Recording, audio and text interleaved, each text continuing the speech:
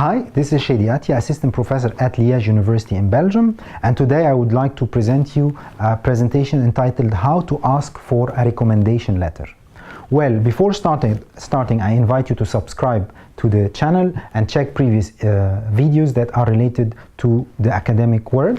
And I would like to start the introduction by introducing the topic. Well, recommendations or letters of recommendations come in all shapes and forms. Society is heading more and more towards rating and public recommendations. We are in a society that everybody is monitoring everybody, so it's very useful to start to prepare for your recommendations if they are needed in any step in your career. Recommendations are about building a network, having people who support you in your corner. So don't forget, it's not about the recommendation letter itself. This is a physical form of the process. But at the end of the day, the most important, or the more important than having a recommendation letter, is that you already have people who know you and support you in case somebody wants to inquire about you. So this is very important, and you have to grow up with this in your mind and in your mentality, that you have peers, you are competing with them, but also you have superiors. Those superiors can form a network of support in the future during your career at any moment of time. If somebody wants to inquire about you, wants to know what is your qualities, what are your strengths and weaknesses, there will be somebody there who can pick up, take a phone call or reply to an email or send a letter saying that what are your strengths and weaknesses and what are your attitudes, your qualities, and so on. So very important to keep this in mind. And even though you need a good old-fashioned letter of recommendation, don't underestimate the power of public recommendation on a network like LinkedIn, for example. As you can see, LinkedIn allows people to recommend others, and then it's public and it shows. These kind of recommendations are also valuable, and they are another form of the recommendation letter. Well, what will be the content of the presentation of today? I would like to talk about your network, how are you building it and how you are creating it, how to plan ahead to ask for a recommendation letter, how to ask nicely and set a clear expectation, make it easy for the recommender to write the letter for you, what is the role of the recommender and the responsibility, what happens after that the recommendation letter is sent to the institution or to an employer, and finally some advices for the referees or the people who write the letter. Well, let's start with your network. I'm putting this as 0 because this is essential. You cannot ask for a recommendation letter if you don't have a network. By network, I mean that you have some people who know you and you can identify them as recommenders. Explore your network and build it up. You don't need only to build up a relation with your students when you are in the university or with your colleagues when you are in work. You also need to build up a healthy and good relationship with your superiors. It can be a university professor, it can be a senior in your company, it can be your director, it can be an executive, whatever. Just try to build up a relation with those people so that when you leave the institution or the place you are in, those people later on, you can contact them and ask them to recommend you if needed. So it's very important that you think like that and always build up a minimum relation with those superiors, because in a certain stage of life you will need their support. Also select a recommender based on this previous knowledge. It's not logic at all to select somebody who writes a recommendation letter that you never met and you never worked with. Actually, we select a recommender that we know, somebody we worked with, or we studied with, or we did something with. But it's not logic at all that somebody remotely there on the place, another place on the planet, you ask them to recommend you and they never saw you, they never did anything related to you. So this is very important, and as I said, the recommender must know you. So this is essential. Well, after that, let's start with planning. Planning ahead is crucial here. To ask for a recommendation letter, you must give the recommender at least 3 weeks of notice so that they can write the letter. And keep in mind, sometimes 3 weeks is not even enough, because if these 3 weeks fall within the vacation, annual vacation, or your recommender is sick, then you need much more. So the earlier the better. Respect the recommender's time. many people who ask for a recommendation letter, they forget that the recommender most probably is in a higher position, so he has or she has administrative loads, working loads, they're busy. So you must respect their time and make sure that you are early enough asking them for a recommendation letter. Don't make them hate you by dumping the last minute requests, because if you do that, they will not do it and they will not like it at all. Don't keep repeating, just make sure that you communicate early on and make a deal. You can, if it's easier to pass by their office or where they work and make them do it through a conversation, that would be much easier. So take care about these issues and don't send a last minute email and don't keep nagging in a short delay of time. So the busier the person is, the more time he or she will need to write a quality recommendation. And as you know, a recommendation letter is a quality recommendation letter saying what is the relation, what was done between you and this recommender, and what are your qualities. So it will need time to be well written. You can even ask for recommendation letters before you leave your employee or your professor. So if you are terminating your job or a contract, you can, in the last 3 months, during the last 3 months, start to raise this issue with your superiors, and you ask them, can we start writing a recommendation letter for me, so that we take time, we build it up, so that when I reach the end of my contract, I have already a recommendation letter. We can use it in the future as a template for applying in other places. And honestly, this is the best practice, because at that time the person will have fresh memories, will identify your traits, your strong points, your weak points, and they can really write a quality letter, and together you can give some input if the person needs this input to make sure that the letter is properly describing you. So this is a recommendation if you are at the end of your bachelor degree, end of your master degree, end of your PhD degree, end of your postdoc degree. You can start early before finishing asking your supervisor to write you a letter and you build it on time. Or if you are ending up your work in a company or in an office or wherever you're working in an institution or an organization, you can ask early on for a recommendation letter so that it can be not a stress situation after you leave. You start the preparation of the letter during your stay at work or university. So this is a very important step to do, and this shows that you are able to plan ahead. Number 2, you need to ask nicely and you need to set the expectations. Ask nicely and setting expectation means that you ask by email or in person. Tell the recommender exactly what you need and for what purpose you need it, because a recommendation letter will be totally different if you are applying in academia for a degree, or if you are asking that they write you the letter for a job. So it's important to mention that.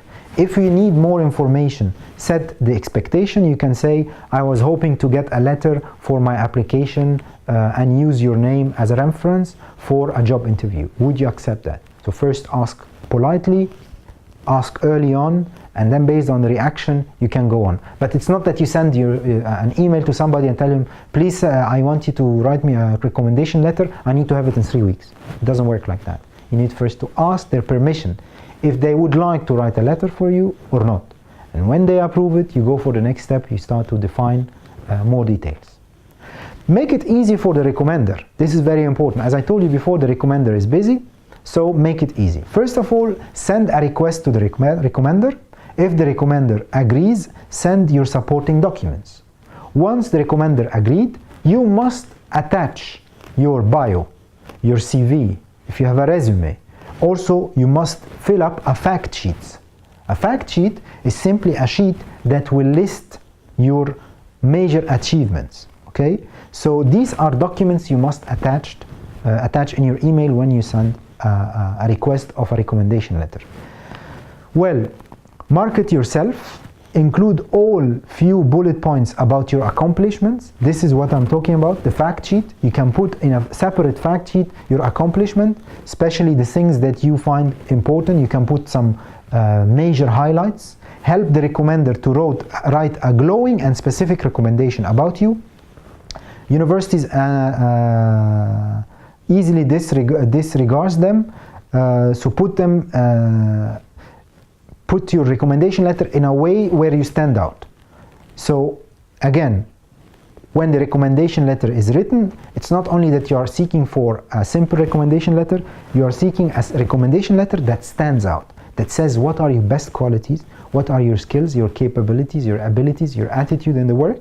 And to make it a good recommendation letter, this will require time and require that you define well what are your major achievements. In research, for example, you need to say how many peer-reviewed article you have, how many conference paper you have, books, book chapters, what is your Google index, how many invited presentation you gave, how many theses you supervised, how many papers you reviewed, for example, how many projects you worked on. So this fact sheet, for example, is an example for an academic profile. But you can also make a fact sheet as a professional. How many projects you worked on, how many money, the budget of your project you worked on, what was the accomplishment, what was achieved, the management, reaching the target, and so on. So the fact sheet is very important, so that you communicate this fact sheet into bullet formats, so that when the recommender starts to write, he or she can find elements that he can mention and cite in the text that are making your work glow. Okay, highlight the details of the recommendation, include any necessary address, the name of the person whom it must be sent to, and mention a deadline. Without that, your request is vague. Now, what is the recommender's role on the other side? The recommender's role, it depends. If it's an advice for academic referee, they will need to have the contact details, include a verifiable academic institution email, the position of the recommender, the knowledge of the candidate, how much time the recommender spent with the candidate, and the capacity of the known applicant, the subject that they worked on, the applicant's motivation, the ability of the applicant to collaborate with others and the relation with other students, the applicant's potential for research, the applicant's English level, and so on. So these are all details or criteria that academic university or academic institutions are seeking to know from the recommendation letter. So it's important to keep that. But if you are seeking a recommendation letter for business, then there are other types of criteria that the employer is looking for. They are looking to your business context, including your email and company. They want to know your position in the company as a recommender. They want to know what is your knowledge with the applicant, how much time you spent and the capacity of the applicant, what was the role of the applicant in the company, the duration, if the applicant did an internship, how did he long stay, what was the work, also the motivation, the intellectual capacity, the discipline. Also English is definitely one of the skills they ask for, analytical skills, what activity they do, their soft skills. So it's very important to address those elements when the recommender starts to write the letter. After the recommendation letter is developed and written, first of all you have to thank the recommender, show the recommender that you truly appreciate the time spent on your behalf, send an email, send a personal thank, give a phone call. I personally send postal cards because today nobody is using post, so it's a very nice gesture to send a postal card because it gives a message that you care, and in my opinion also it builds up, strengthens the relation with your recommender, so that if you need in the future to re-ask for a recommendation letter, most probably they accept. You need also to follow up your letter. Where did it go? Did it arrive or not? After the recommendation are set, follow up with the admission office or the hiring manager or the HR.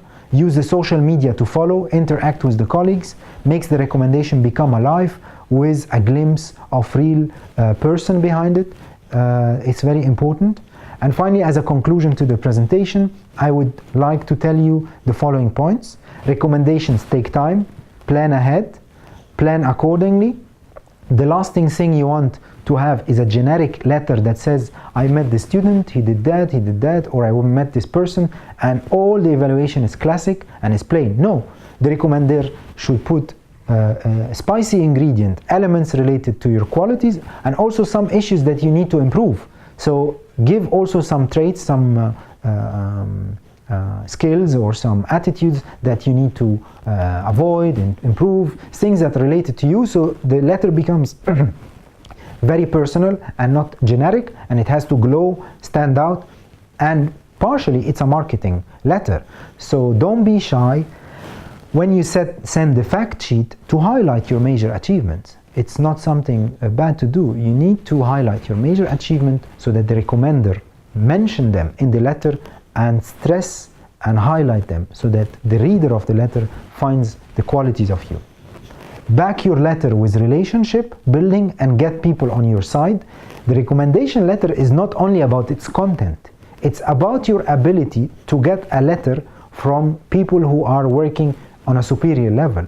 So the more you are able to reach people and get people maybe from industry, get people from academia, who are well known, who are reputable, writing a letter for you, this is a sign that even though you are a young career starter, you are able to have healthy relation with superior people. You're not only staying with your peers and your group generation, but you are able to have a mix of relation even with people who have more experience and are in higher positions. So it's very important to keep this in mind, because a recommendation letter is not only about the letter, it's about this issue of proving that you can have network and contacts with people even outside your country, even outside your domain.